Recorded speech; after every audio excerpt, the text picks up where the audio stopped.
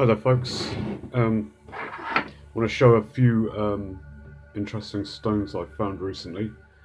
It's the first video I've made in a while.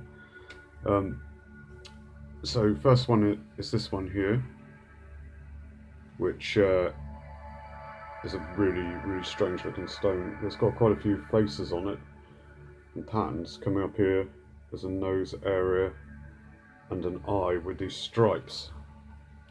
And if you see the eye there, I think it's been carved. Look, as you turn it, like a lioness or something with the mouth open. And there's the teeth represented here where it's been cut into the flint. So if you concentrate on the eye, as you turn it, the mouth appears to open down here. And if you turn it this way, there is another animal also. There's the ear of it, and the nose coming up, eye area, and all these patterns on it. And if you turn this one as well, it looks like the mouth is opening. Turn it, and the mouth opens. And if you turn it this way, it's like, I'm holding the neck here, but it's like a dog. You have the ear area here, the eye, and there's the dog's nose looking up here, and the mouth area coming under here. So there's the dog's eye and the nose looking up, and as you turn it, you can animate it. And if you spin it around this way, you have, here we go, some other creatures looking at you, eye there and eye there. It's just one of those stone effigies that I find that can be looked at and animated just by moving it around, especially in the right light. You need a flickering firelight to really animate these well. But yeah, it's definitely been carved and notched all over to create. There's the dog's eye, the nose, some sort of puggy dog's face going on there. And I also found this rather interesting looking stone on the beach, and inside it is what looks like the fossil of a fish, but I think it's been carved. So you've got that fish there with the tail, and then you have, I'm holding the body of a fish. Coming down here, there's the eye, the nose, and the mouth of another kind of representation of a fish. There's this eye and the mouth. So you've got that fish swimming like that, and inside it you have a representation of a fish with a tail. And if you turn it face on, it's almost like a representation of a whale. There's the big eye and the nose of the whale, the head of the whale area. And these are the portable rock art of the pre-flood people that would find these stones. And then here we have another fish. There's the eye and the fin area represented in the stone, and a sperm whale. There's the eye, and there's the big head of the sperm whale coming down. So the people that made and designed these, I think what they saw was they found mud fossils, genuine mud fossils in the shape of creatures, and maybe didn't know they were living creatures. They maybe thought the stones were alive themselves, or the spirits made, nature spirits made the stones and carved them in that way. So they tried to do it themselves by making these stone effigies that I find. And I found this stone effigy of a horse the other day. As you can see, it's a horse like sitting down on the grass. There's the back of the horse, there's the mane, there's the forehead and nose and eye of the horse coming down, and they've even carved some form of features in here into the body. And if you turn it round, it's quite interesting. So you've got the head of the eye of the horse there and the head, but concentrate on this area here as I turn it, where just underneath the nose of, or mouth of the horse, right? So I'm going to turn it. You're looking at the horse's eye there, and then you've got the mouth. Watch this area here. As you turn it, It looks like a gaping open mouth. There's the teeth they have notched in, there's the open mouth, and that's the inside of the mouth in here. And there's the bottom half of the mouth. Sort of like, yeah. So if I turn it back, we have a nice horse. And then as you turn it, you have the horrific mouth opening up and seen in the flickering firelight. I've done it with a candle, it really looks evocative. And you turn it this way, and you have a bird somewhere. Where are we? Yeah, a flying seagull or bird or something. There's the beak of the bird coming up to the head, and the eyes there, and then you have the wing area. And you can animate that to make it look like it's flying. Then you have the horse, and if you turn it round this way, you have a figure. There's the chin coming up to the nose area, forehead, with a big hood coming up. And then if you look at it this way, back from the figure, the hood becomes a bird looking up at a tree or something. There's the eye of the bird, there's the head, and there's the beak and the body coming down of the bird, like some sort of bird, and there's its legs, and it's perched on something. If you turn it that way, you have some other little creature there with an eye.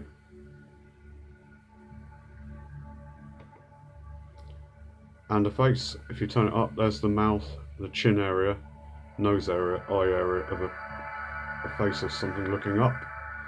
So they design these things as a form of TV to look at night in the flickering light of the campfire. Then again, we've got another bird here going on. There's the eye and the beak, and the bird in flight with the wing coming up. Yeah. So, sure, I saw another one in here somewhere if I can find it. Some other creature there. There's an eye and a big nose coming out. Where was it?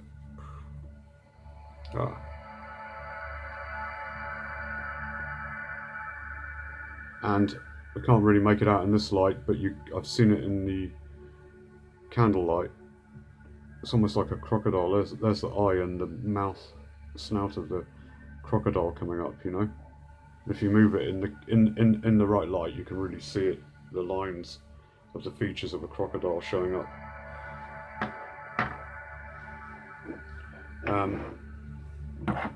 Another interesting one I found recently is this one. Right, you just see that as a stone. I saw it lying there, and the only reason I picked it up was because I could see it had been cut. The flint had been cut. So imagine now I'm holding the neck of a person, okay? So here's the neck, the back of the neck coming up, the back of the head and the hair. This is the hair. This is the quiff. It's got a quiff, hairstyle coming down like that. That's the hairstyle coming down. There's the face area, the brow, the nose, and the chin. That's the chin. So there we go. That's a person looking looking that way. It's been cut and designed. So that's the quiff of the hair, the forehead, nose, and it's a woman, I believe. But the interesting thing is, if I can get it in this light, if you turn it, and you keep turning it, you have a hooded figure. There's the top of the head with the hood coming down, and there is the face in there, but it's holding something or pouring. It's wearing a robe, a long robe, and it's either cuddling a dog. There is the head of the dog in the nose, or a wolf. I think it's a wolf, and that's the person's robe coming down. But if you continue round, it becomes another face. It becomes the other half of that woman's face looking away. There's the quiff coming down like that. There's the forehead, there's the nose, and there's the lips and chin. And there it is looking that way. I turn it round, and it's looking that way. No, like I said, I'm holding the neck. So turn it round, and on top she has like tiger or a lioness, a lion or something, looking with its fangs there on top. And she turns around and she looks that way. And put it that way, and you've got the person with the robe on. These things are absolute works of art. So I would suggest you keep your eyes open, and if you see anything like that. Oh yeah, and up here we have an owl. And when you turn it this way, there's the pointed ears of an owl, and it comes down into a beak, and they've actually carved an eye in there. The light, you're not picking it up in this light very well.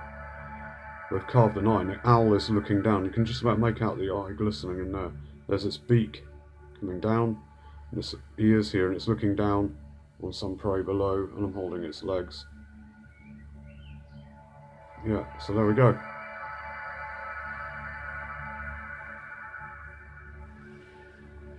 And what I found recently, people who can't see the shapes in the stones is because you have to train your eyes to see it, and that's why I try and demonstrate it for you. And soon, once you learn to do it, you'll be always able to do it, and you better pick these things up wherever you see them. And oh, here we are. Found another one. There you go. There's the forehead of it, the head, the top of the head coming back, some sort of ear or something, and there's an eye, and a mouth area, and the chin and the nose. You can make out the nose there, coming into the chin of this being.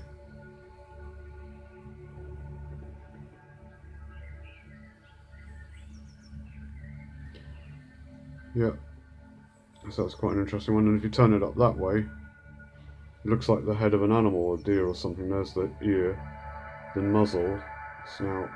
There's the eye, like a deer's eye, if you know what I mean. What else have I found recently? Yeah.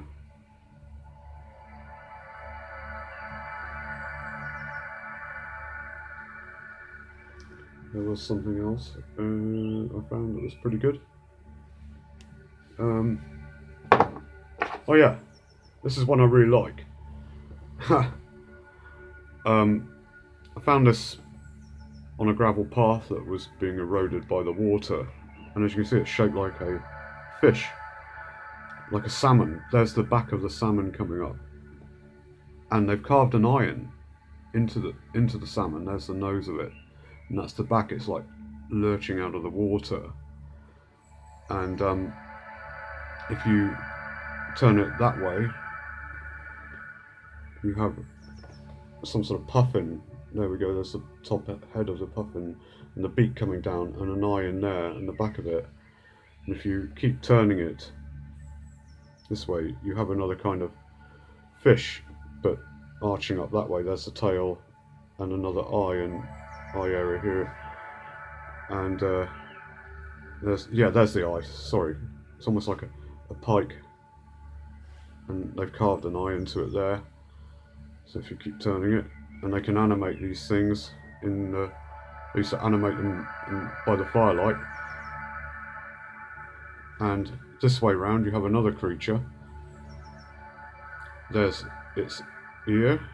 It's like a rabbit or a squirrel or something. There's its ear coming down, its eye and some whiskers down here. And then if you turn it that way, you have a face with an eye and a nose of something or other. And this way as well, you have another salmon. It needs to be wet to see this, but in here there is an eye carved. You can't really make it out very well. There you go. You can just about make the notch of the eye there where my finger is. They have carved a lump in there for an eye. But it looks like a spawning salmon. You know, when they're spawning, they kind of look like that. Yeah. What I found out was interesting about this is this bit in here has been carved like a serrated blade. That curve in there is really sharp. You could probably cut a fishing line with that today. So that may have been used as a cutter. So yeah, quite a few nice ones. And this one, in the right light, in the flickering candlelight, you can make out a lot of images on this one, but it's not too good to do that in this light. So what I'm just doing is showing you the stone and the way it's been carved and notched, but I'll need the right light to show you the different features in it. You can just about make out one here of a lioness. There is the ear coming down, there's the eye, that's the snout area, the mouth, the nostril, all carved in. Can you see the eye there and the ear? So if you animate it, things like looking around, and yeah, but like I said, you need the right light to see this one. What else do I have here? Right, yeah. And I think I've maybe shown this before.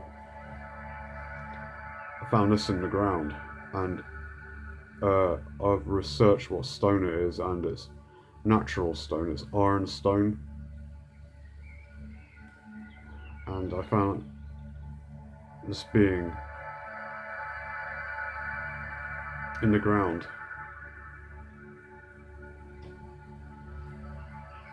Pretty sure I've maybe shown this before, but you might be looking at the face of one of the pre-flood peoples that lived in Britain. Although it may be, yeah. Right.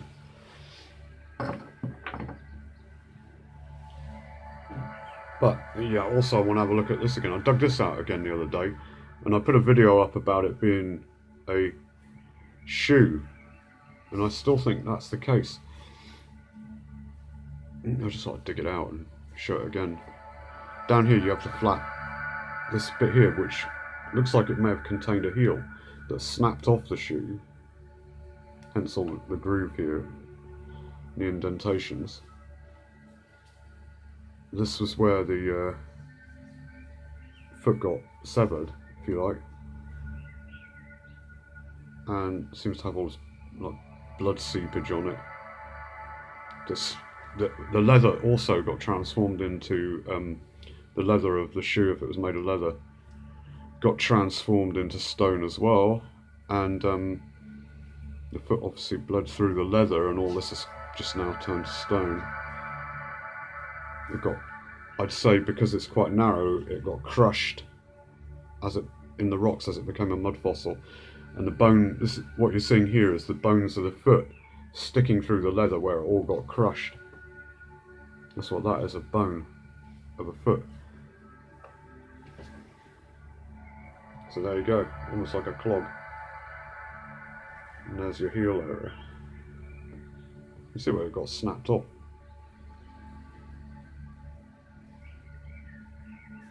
Yeah, but on closer look, I can't really show you on the camera, but this does look like leather. It looks like it's got all like a little, how you see leather under a magnifying glass. And I looked at it with a magnifying glass, and it does look like leather. And you can almost see the outline of the bone, other bones of the foot. I'd like to get this x-rayed, but I wouldn't know how to go about doing that. What blood seepage there.